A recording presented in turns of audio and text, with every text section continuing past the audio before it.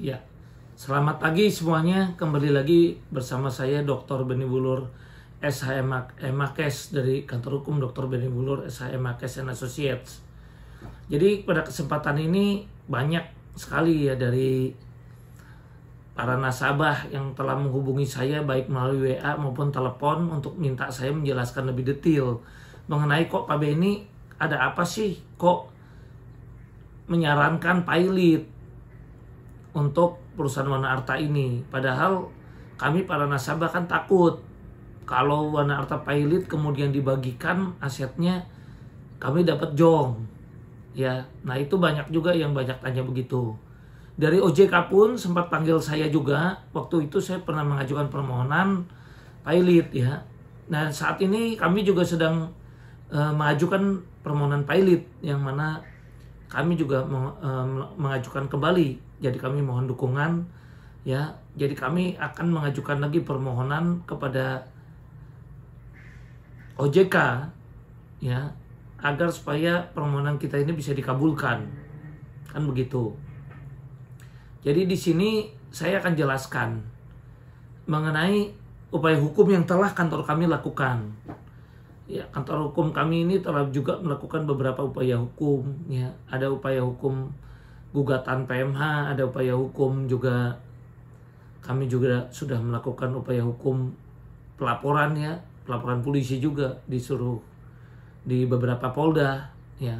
Di antaranya dari para klien juga sudah melakukan di beberapa polda.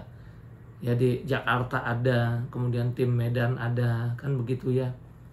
Jadi di sini di Jatim juga ada. Jadi di sini yang saya mau sampaikan adalah gimana caranya supaya dana efektif nasabah itu kembali.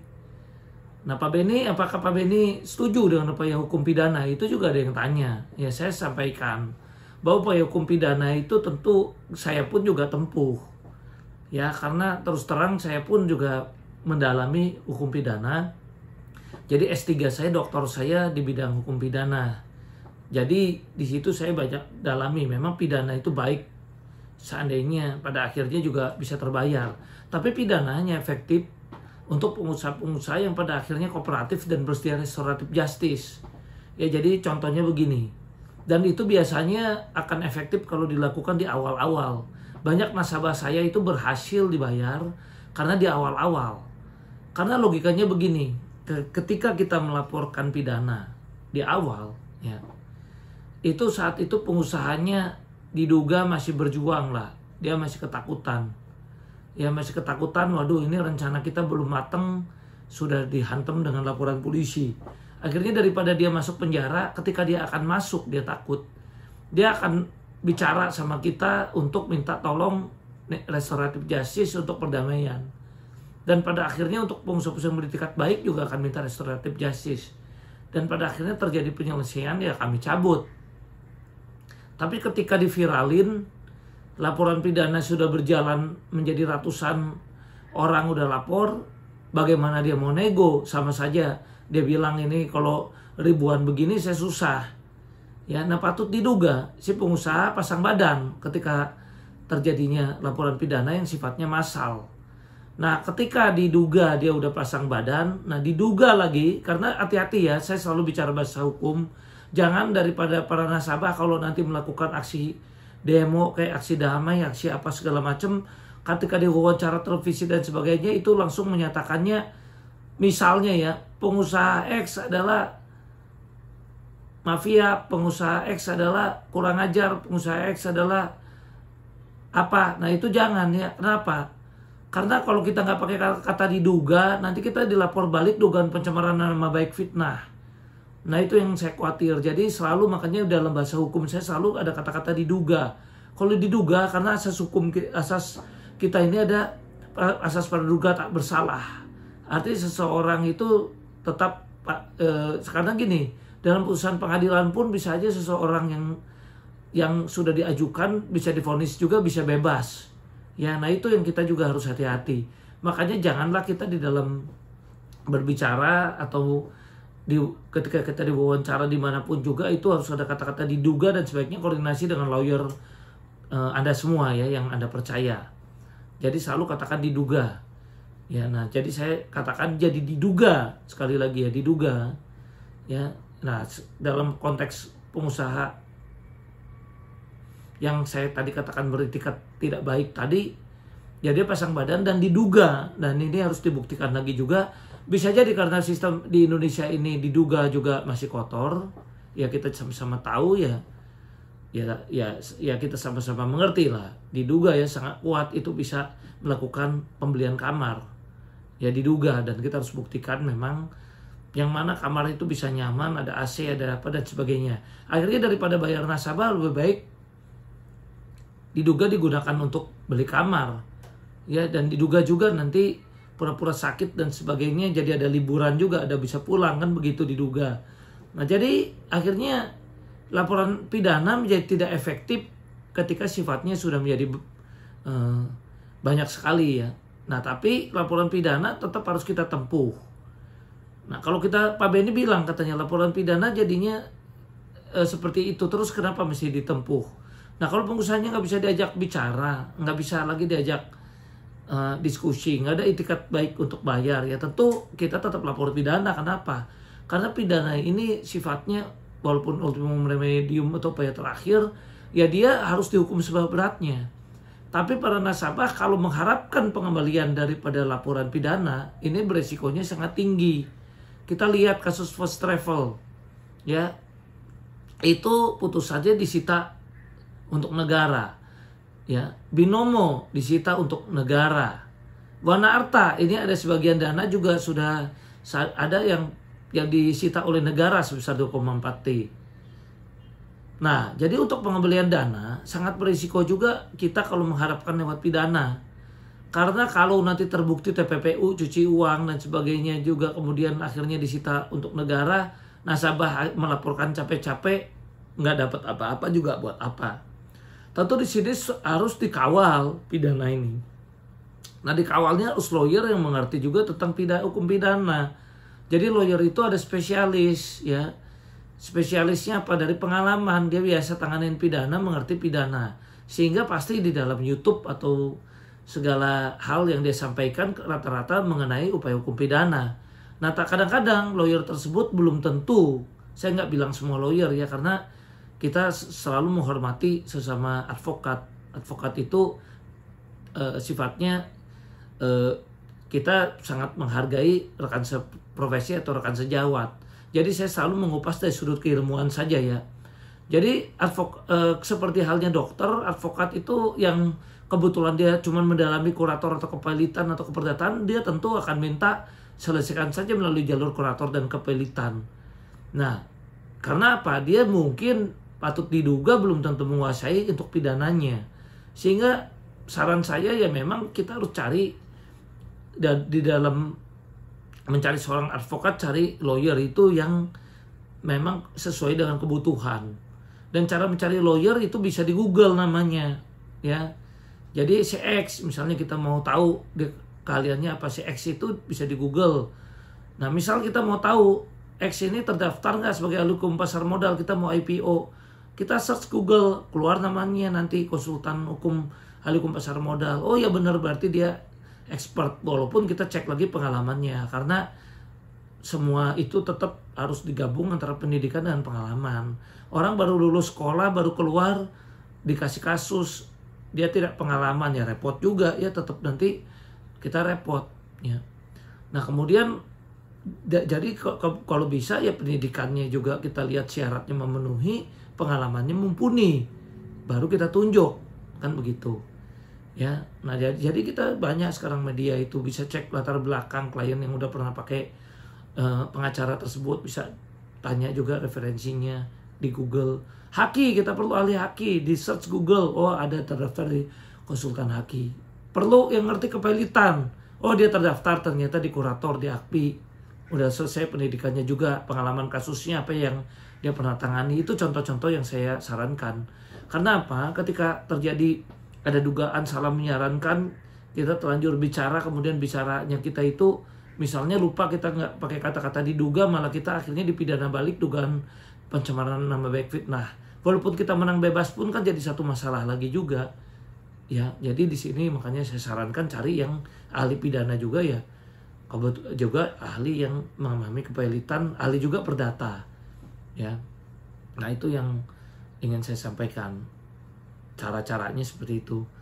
Nah, jadi di sini kenapa Pak Benny menyampaikan terus kalau bisa tolong minta dukungan nasabah untuk jalankan kepilitan. Karena begini. Di dalam proses pidana saya udah sempat sampaikan ya. Jadi jalurnya itu di pidana itu lama sekali ya. Jalurnya saya udah berulang-ulang sampaikan di dalam YouTube saya terdahulu. Polisi lidik dulu ya, lidik kemudian naik ke sidik ya, lewat gelar perkara. Di sidik gelar lagi naik ke tersangka. Penetapan tersangka kasih ke jaksa, jaksa merasa belum lengkap, dia bisa P19 suruh lengkapin lagi polisi. Nah, setelah itu baru kalau dikirim lagi ke jaksa P21 baru bisa disidang.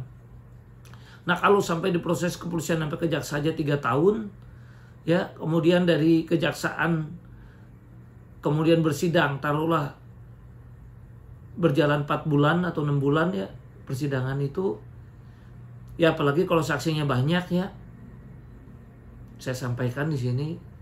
Nah, dari jaksa bersidang di pengadilan negeri, banding ya, banding makan waktu lagi 6 bulan misalnya, ya, dibanding naik ke Mahkamah Agung 6 bulan lagi, di PK 6 bulan lagi, taruhlah 3 tambah 3, 6 tahun. Nah, kalau udah 6 tahun itu udah inflasi aset-aset. Nah, udah gitu putusan akhir di pengadilan pidana tersebut dikatakan disita untuk negara. Udah kita nunggu 6 tahun disita untuk negara. Menangislah kita, ya. Nah, itu yang resiko pidana kalau tidak restoratif justice. Nah, ini yang perlu nasabah pahami. Loh, kalau gitu Pak Benny keenakan dong kalau kita nggak lapor pidana. Ya itulah, kita lapor pidana perlu. Tapi kita harus tempuh upaya hukum lainnya untuk menjaga dan mengawal. Jangan sampai dana kita pada akhirnya hilang begitu saja. Nah, sekarang kalau putusan pidananya paling sedikit baiklah katanya ya. Kita lapor pidana, diputusnya bukan disita untuk negara tapi dikembalikan kepada korban. Taruhlah yang melapor pidana dari 29.000 korban wana harta, yang melapor pidana 2.000 misalnya, dikembalikan kepada korban.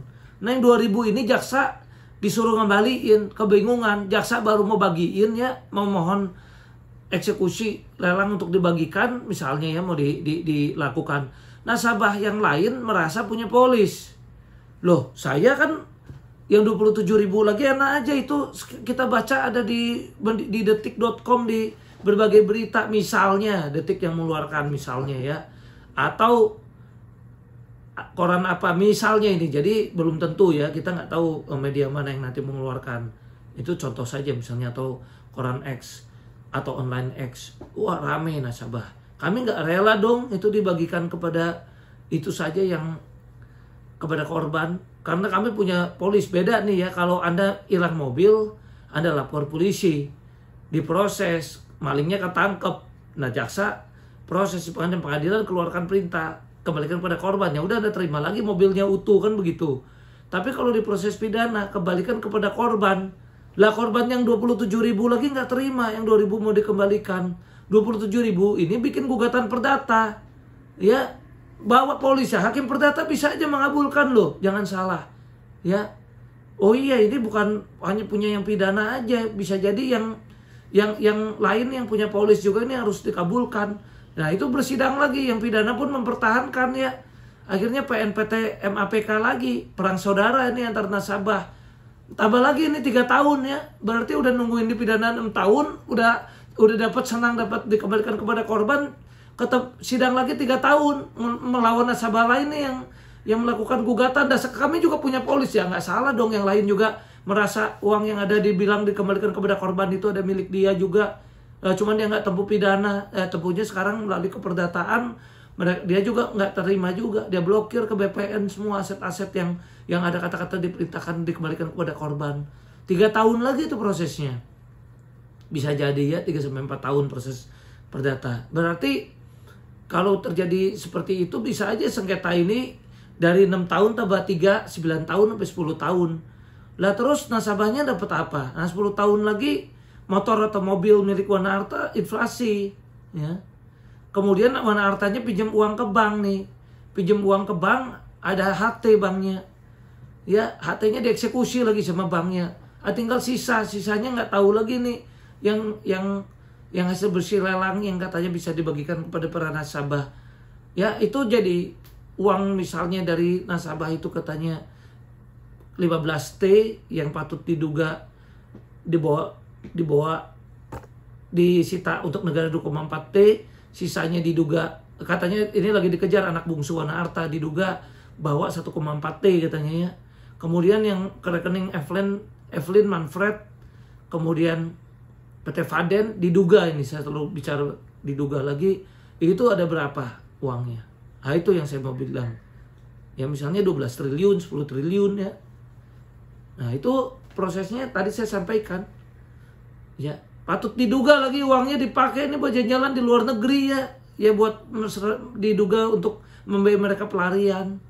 Diduga lagi nyewa lawyer yang mahal tuh kemarin untuk upaya hukum mereka pra-peradilan yang ditolak. Ya walaupun ditolak kan lawyernya tetap dibayar. Diduga pakai uang siapa ya kita juga mesti selidiki lagi. Mahal itu.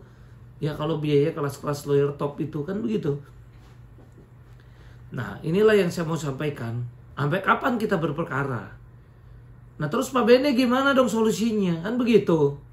Ya kemarin saya ke OJK. Kata OJK ya Pak bisa aja kondong kalau seperti ini kita tetap jalan. Nah kalau jalan saya bilang izinnya Anda cabut sekarang. Kalau nanti Anda cabut ya sekarang izinnya belum dicabut nih. Misalnya belum dicabut. Tapi ini udah PKU seluruhnya nggak bisa jualan. PKU seluruhnya lama-lama RPK ditolak terus. Lama-lama izin dicabut ya. Sekarang memang belum dicabut nih. Tapi kalau nanti akhirnya izinnya dicabut bagaimana? Nah kemudian kalau PKU seluruhnya pembatasan kegiatan usaha seluruhnya nggak bisa jualan. Nah terus karyawan siapa yang gaji saya tanya? Kan Wana Arta yang gaji. Nah terus uang siapa yang dipakai? Ya bayar cicilan mobil-mobil operasional itu siapa? Kalau nggak diambil leasing katanya. Kalau masih leasing. Ya. Perawatan gedungnya siapa? Yang bayar office boy siapa? Nah itu saya jadi pertanyaan. Bayarnya pakai uang siapa kalau nggak ada pemasukan lagi? Ya, nah OJK ini mau sampai kapan? Kalau dia PKU seluruhnya katanya. Izin nggak dicabut pun mati segan mati tak mau karena nggak bisa menyelesaikan kewajiban. Ya, nah itu yang jadi makanya saya bilang saya akan jelaskan dalam YouTube ini lebih detail. Ya, jadi itu para pelapor pidana coba renungkan juga dari YouTube ini apa yang saya sampaikan. Jadi kita makanya mesti termasuk saya nih pelapor pidana ya. Saya juga melakukan supaya ditangkap ya. Tapi untuk pengembalian dananya saya pikir harus ada yang lebih efektif.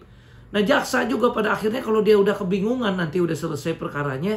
Menurut Undang-Undang Nomor 37 Tahun 2004 ya saya kebetulan juga menguasai kepelitan karena saya seorang pengurus dan kurator terdaftar di AKPI ya. Di Asosiasi Kurator dan Pengurus Indonesia. Nah jadi di sini saya juga banyak menangani perkara dan saat ini pun sedang bertugas sebagai kurator. Jadi di sini saya mau menjelaskannya berdasarkan pengalaman. Jadi kalau kita tunggu pidana tadi seperti itu, biarkanlah pidana untuk menghukum menurut saya. Hukumlah seberat-beratnya sesuai dengan perbuatan yang telah dilakukan menyengsarakan para nasabah. Tapi untuk mengharapkan dana kita kembali lewat nasabah kalau tidak restoratif justice, tentu sulit kita mengharapkan lewat pidana. Pidana itu hanya efektif kalau terjadi restoratif justice saya pikir. Nah jadi kalau udah jalan seperti itu, jaksa pun biasanya kalau dia udah kebingungan cara baginya, menurut Undang-Undang Kepelitan ya Undang-Undang Nomor 37 PKPU dan Kepelitan Undang-Undang Nomor 37 tahun 2004, itu jaksa menurut Anda bisa buka pasal 2. Ya, kalau nggak salah di situ ada pasal 2 ayat 2, itu jaksa demi kepentingan umum bisa mengajukan permohonan pilot juga. Nah itu kalau jaksa mohon ya memang bisa juga dikabulkan ya. Yang penting ada syarat 2 kreditur salah satunya jatuh tempo itu bisa melakukan jaksa ya. Nah jadi di sini menunjuk kurator. Pada akhirnya kuratornya membagikan. Nah nungguin jaksa nggak tahu kapan memohonnya lebih baik dari sekarang kita. Nah cuman yang jadi masalah apa? Kalau perusahaan-perusahaan yang tidak di bawah OJK itu kita bisa langsung nasabah itu memohon. Nah dulu kenapa saya bisa melakukan permohonan terhadap asuransi jiwa Kresna itu sebetulnya saya tetap minta persetujuan OJK. Namun OJK menjawab surat saya hari ke-32. Ya. Nah, menurut undang-undang kalau di undang-undang nomor kita lihat undang-undang nomor 40 ya tentang perasuransian tahun 2014 ya. Nah, di situ kita lihat ya. Jadi yang kalau mau memohon itu untuk mau disetujui, yaitu OJK itu harus jawab dalam 30 hari. Tapi di sini terjadi kekosongan hukum waktu saya lakukan Kresna. Karena yang saya mohon PKPU. Sehingga kalau kita lari ke Undang-Undang Administrasi Pemerintahan nomor 30 tahun 2014, lebih dari 10 hari itu dianggap setuju. Kalau Undang-Undang Asuransi itu 30 hari. Nah, tapi kalau mau pakai Undang-Undang Asuransi maupun pakai Undang-Undang Administrasi Pemerintahan, OJK waktu itu telat menjawab. Sehingga waktu itu akhirnya, karena dia menjawab hari ke-32, akhirnya dianggap terlambat, ya dianggap menyetujui ya. Nah, karena dianggap menyetujui, makanya saya waktu itu berhasil mem-PKPU Kresna. Nah, waktu itu karena kekosongan hukum sebetulnya udah dianggap telatnya lebih dari 10 hari. Karena PKPU tidak diatur di dalam Undang-Undang Asuransi. Ya, nah itu. Nah, cuman sayang karena waktu itu terjadi viral, ya nasabah rame, akhirnya Mahkamah Agung memutuskan untuk asuransi tidak boleh lagi disidang. Jadi kita daftarkan di pengadilan, mau sidang pun udah ditolak, belum apa-apa. Karena katanya harus mutlak izin OJK.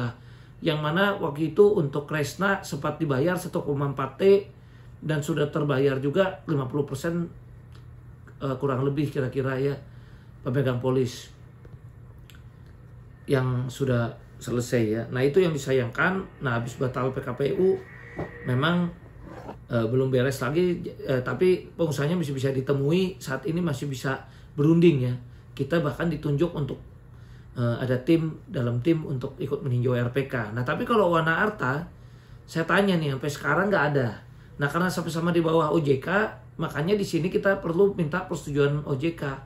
Nah saya sudah kirim surat. Nah kalau OJK tidak mau menyetujui, akan merugikan nasabah. Ya, diduga kuat ya, sangat ini merugikan nasabah. Kenapa bisa seperti itu? Ya diduga ya. Sekarang gini saya tanya, kalau tadi saya udah bilang 6-10 tahun lagi baru bisa, itu pun juga terjadi banyak gugatan dan sebagainya, inflasi dan sebagainya, dana nasabah, apalagi kalau sampai disita oleh negara, ini kan jadi repot ya. Tapi kalau di kepelitan ya 60 hari itu hakim wajib memutuskan. Jadi kita mohon sekarang, sudah disetujui OJK nih ya, dengan persetujuan OJK tentunya kita bawa bukti bahwa sudah disetujui OJK. Nah kemudian kita masukkan dalam 60 hari hakim itu wajib memutuskan. Ya walaupun ada kasasi pun wajib diputus dalam 60 hari. Ya itu. PK segala macam pun upayanya sangat singkat, dan kurator udah boleh bekerja. Ya. Nah saat kurator bekerja, kurator itu bisa beda dengan polisi. Kalau polisi terbatas, dia udah serahkan semua berkasnya kepada jaksa, kemudian tidak mencari aset lagi, ya sudah itulah yang kita terima. Kalau kurator kan sambil dia sebagian ada yang bisa dia lelang, dia jual, dibagikan kepada kita, ada perusahaannya yang dia lihat ini memang mesti bisa going concern pun dia bisa going concern, dan kemudian dari hasil dari going concern itu dibagikan ke nasabah bisa. Dari pemberesan aset dia jual itu juga bisa. Dalam 60 hari udah bisa bekerja. Kurator kemudian udah bisa mengajukan pemberesan ya untuk melakukan penjualan aset. Nah ini yang saya bilang. Dibandingkan waktu tadi bisa 6 tahun, bisa 10 tahun, ini cuma 60 hari.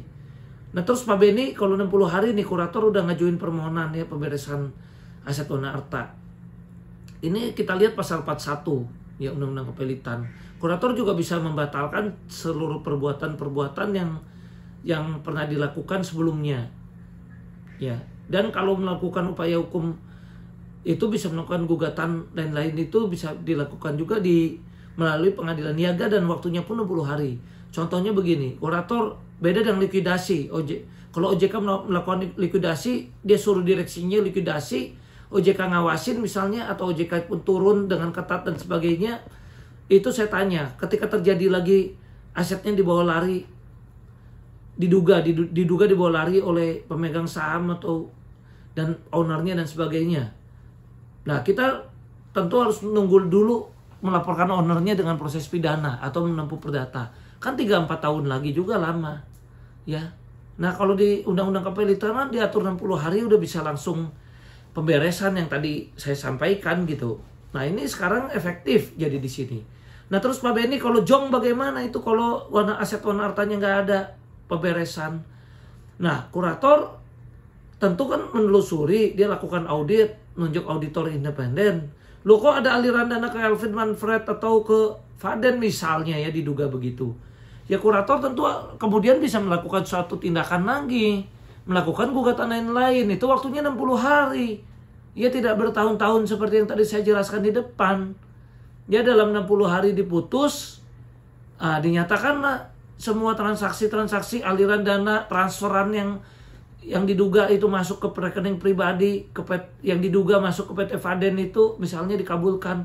Ya jadi dinyatakan budal pailit, masuk lagi kan jadi aset budal pailit, bisa dilakukan segera pemberesan lagi, udah jadi aset lagi. Beda kalau langsung likuidasi aja yang kemudian itu sifatnya ternyata jong.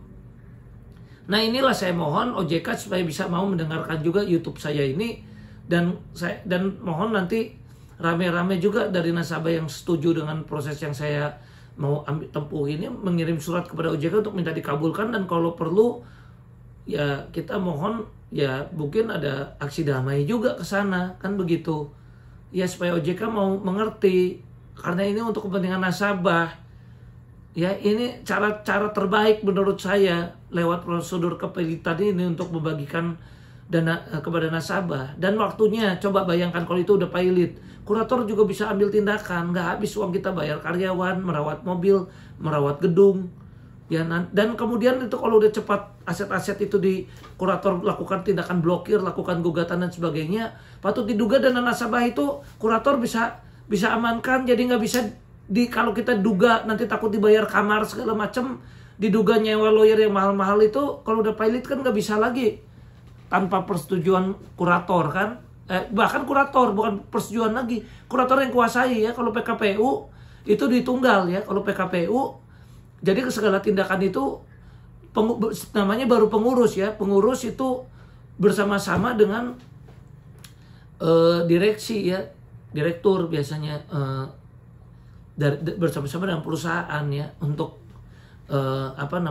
memberikan persetujuan keluarnya dana. Kalau kurator itu bukan lagi pakai persetujuan, kurator lah yang memang bertindak, kurator yang bertindak untuk kepentingan Wana Arta ini. Jadi kurator nanti yang perintahkan auditor segala, nggak perlu lagi direktur.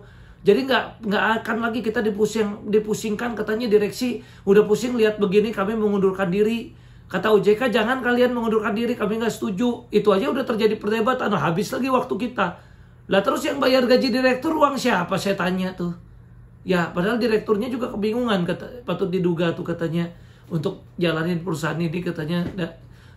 Sementara tidak diduga uangnya tidak di Wana Arta, udah ke PT Faden, dengan diduga juga sekarang juga katanya ada aliran ke anak bungsu dan sebagainya. Nah kalau kurator kan bisa melakukan gugatan lain-lain untuk ditarik itu semua jadi budal pailit, bisa dibagikan. Ya resiko untuk kembali kepada negara segala macam. Kalau toh ada putusan atau sitaan kepada negara, kurator juga bisa melakukan gugatan kepada negara. Wah ini kita bukti nih, ini punya nasabah, digugat lah ya, untuk supaya uang yang katanya sita untuk negara itu bisa kembali lagi masuk budel. Itu ada kemungkinan kurator itu bisa berjuang untuk kita semua. Makanya di situ carilah kurator yang independen ya, yang betul-betul pro ya dengan kebenaran dan keadilan. Nah jadi disitulah kenapa saya sampaikan, mudah-mudahan YouTube ini jelas ya. Jadi lewat kepelitan inilah jalan terbaik saya pikir untuk menyelamatkan dana-dana kita, para nasabah Wana Arta. Demikian dari saya, salam hormat, salam sehat. Seandainya ada kata-kata saya yang tidak berkenan atau ada kesalahan, tentu saya mohon maaf sebesar-besarnya. Terima kasih, mudah-mudahan bermanfaat.